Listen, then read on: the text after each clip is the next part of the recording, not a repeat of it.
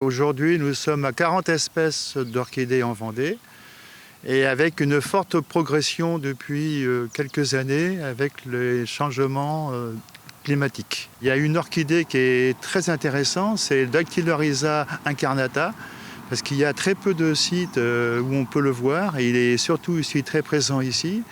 Et il y a aussi d'autres orchidées comme Ophrys apifera et l'orchis pyramidale qui est pollinisée par des lépidoptères, par des papillons, qui sont des orchidées qui sont présentes sur le site. Il y a 5 orchidées présentes sur le site. Les dernières espèces arrivées sont des orchidées qui viennent du sud, donc bassin méditerranéen, Afrique du Nord, Espagne, Portugal. Et donc ce sont des orchidées qui ont trouvé des milieux favorables.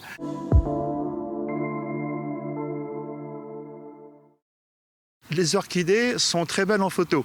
Surtout ne pas les cueillir et ne pas les arracher, c'est une catastrophe. Il y en a qui le font, mais peut-être inconsciemment parce que c'est très joli.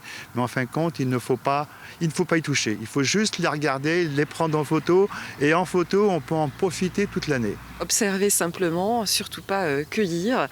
L'idée, en fait, c'est que chacun soit sensibilisé à l'importance de la biodiversité vendéenne. Au-delà des orchidées, ce sont près de 7000 espèces différentes qui sont abritées sur le territoire départemental, que ce soit en matière de faune ou en matière de flore.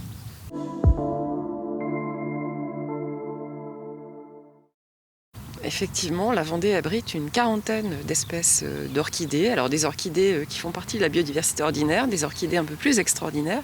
Et l'objectif de cette exposition, c'est effectivement de permettre de connaître ces différentes espèces et leur localisation en Vendée.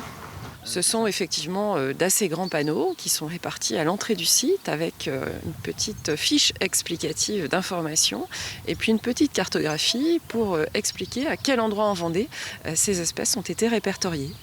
Effectivement, nous sommes à une période cruciale d'érosion généralisée de la biodiversité. La Vendée est un département particulièrement riche en biodiversité, mais l'on constate déjà un certain nombre d'effets négatifs. Et l'idée, c'est effectivement d'apprendre à connaître, pour apprendre à aimer et protéger, bien sûr, sans cueillir ces différentes espèces.